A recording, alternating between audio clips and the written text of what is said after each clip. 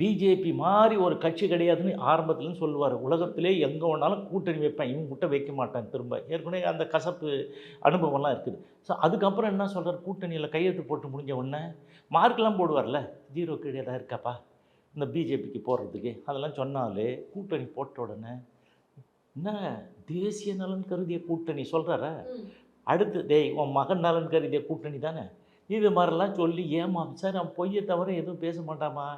ராம்தாஸ் நிறைய பேர் சொல்லுவாங்கல்ல, குடிகாரன் பேச்சு பொழுது விடைஞ்சா போச்சுன்னு, இவன் பேச்சு அப்போவே போச்சு. இவன் பேச்சும் அன்புமணி பேச்சும் 2 பேரும் அப்போவே போச்சு. இதுக்கு முன்னாடி இப்போ திடீர்னு பார்த்தா ஒரு முந்தா நேத்து அப்பா 45 நிமிடங்கள் சந்திச்சு பேசியிருக்காங்க. இதுக்கு முன்னாடி இந்த கட்சிக்குள்ள என்ன சார் நடந்தது? ஏன்னா மக்கள் யாருக்குமே புரியல என்ன நடக்குது அப்படிங்கிறது தெளிவா தெரியவில்லை. என்னதான் நடந்தது? இல்லை 45 நிமிஷம் பேசினாங்களே, என்ன பேசினாங்க?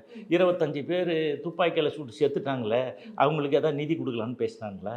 இல்லை ஊர் உலகத்தில் இருக்கிற எல்லா வன்னியர்கிட்டையும் கொள்ளடிச்சு வன்னியர் கல்வி அறக்கட்டளையை ராமதாஸ் கல்வி அறக்கட்டளை ஆகிட்டுமே, அதை கல்வி அறக்கட்டளை ஒப்படைக்கலான்னு பேசினாங்களா?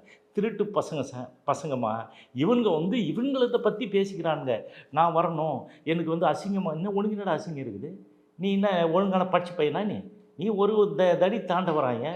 நீ புளி மூட்டை, உனக்கு எல்லாம் தெரியும், புண்ணாக்கு தானே, நீ அது கூட எதுக்காவது யூஸ் ஆகும். நீ எதுலேயும் சேர்த்துக்கு இல்லாத ஆள், ஒரு மரமண்டை முண்டை கலப்பை. நீ என்ன பேசுகிற? அவர் அவர்கிட்ட அவங்க அப்பான்ட்ட இப்போ இப்படியே பெரிய சாதிச்சிட்டாரு, கீழ்ச்சிட்டாரு, வெங்காயம் பண்ணிட்டாருங்க. எனக்கு இவ்வளோ பணம் வருது, எனக்கு இது மாதிரி கொடுக்குறாங்க, நான் மத்திய மந்திரி ஆக்குறாங்க, நீ ஏன் இடைஞ்சல் பண்ணுற? என்னை நான் உன்னை முதலமைச்சர் ஆக்கக்கூடிய சத்தியத்தையே விட்டேன். Presta Premium Women's Wear. Let your body love it.